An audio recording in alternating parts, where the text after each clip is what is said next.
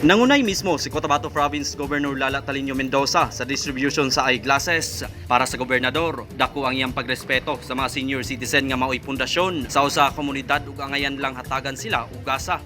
270 ka mga lolo ug lola sa Magpet, Cotabato ang nakadawat og libreng antipara ubos sa Oplan Liwanag program sa administrasyon.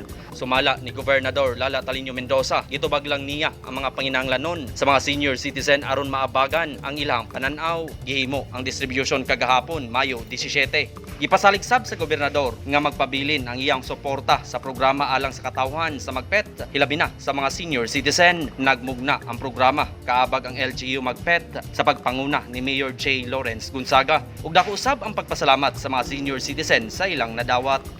Marvin Revilla, Newsline Philippines, Province of North Cotabato. Stay safe.